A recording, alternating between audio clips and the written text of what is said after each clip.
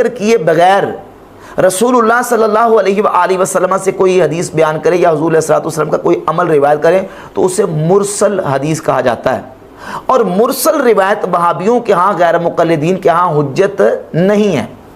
لیکن تعصب کا آپ اندازہ کریں کہ اسی روایت کو 759 نمبر جو روایت ہے 759 نمبر روایت سنن ابی داؤد کی، اس میں اسلام 360 میں اس روایت کو صحیح قرار دیا گیا. یعنی مکمل صحابی کا واسطہ ہی نہیں ہے درمیان میں، مرسل روایت ہے. مرسل ہونے کے باوجود جو وہابیوں کے ہاں ضعیف ہے اور قابل احتجاج نہیں ہے اس کا سٹیٹس کھول کے دیکھیں، نیچے سٹیٹس میں لکھا ہوا کہ صحیح. جب مولا علی والی حدیث آئی تو اس کو صحیح بھی لکھا ہے، لیکن جب توس والی روایت آئی جس میں صحابی کا واسطہ نہیں ہے اس کو سٹیٹس میں صحیح لکھ دیا گیا. تو جو روایت میں نے آپ کے سامنے رکھی ہیں ان روایت سے بحمد اللہ تعالیٰ یہ بات بالکل واضح ہوتی ہے کہ ناف کے نیچے ہاتھ باندھنا سنت ہے. امام اعظم ابو حنیفہ رحمۃ اللہ تعالیٰ علیہ کا بھی یہی موقف ہے اور امام احمد ابن حنبل کا بھی یہی موقف ہے. امام احمد ابن حنبل جو کہ امام بخاری کے استاذ، 10 لاکھ احادیث کے حافظ، فقہ حنبلی کے مقتدی پیشوا، وہ بھی نماز میں ہاتھ ناف کے نیچے ہی باندھنے کو سنت قرار دیتے ہیں. اور اس بات کو غیر مقلدین کے ایک بہت بڑے مناظر عمر صدیق صاحب نے بھی تسلیم کیا، مان لیا کہ امام احمد ابن حنبل کا موقف بھی یہ ہے کہ ہاتھ نماز میں ناف کے نیچے باندھے جائیں. جی آپ بات کریں.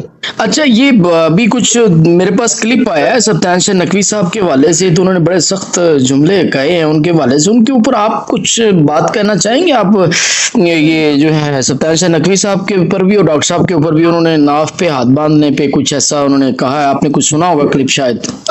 یہ سبتان شاہ صاحب کا جو تبصرہ ہے یہ ناحق ہے. جو ذاکر نائک صاحب نے بات کی ہے یہ بات ہمارے اکابرین نے اپنی کتابوں میں اور اس موضوع پر اختلافی موضوع پر لکھتے ہوئے کہی ہے. دلیل تو موجود ہے لیکن وہ دلیل ضعیف ہے اور صحیح جو ہے اسی نے پر ہاتھ باندھنا ہے. ٹھیک ہے. اور بڑے سارے ائمہ محدثین زیر ناف ہاتھ باندھتے تھے، ان کے نزدیک وہ روایت ثابت تھی. ٹھیک ہے. امام احمد رحمہ اللہ زیر ناف ہاتھ باندھتے تھے. ٹھیک ہے.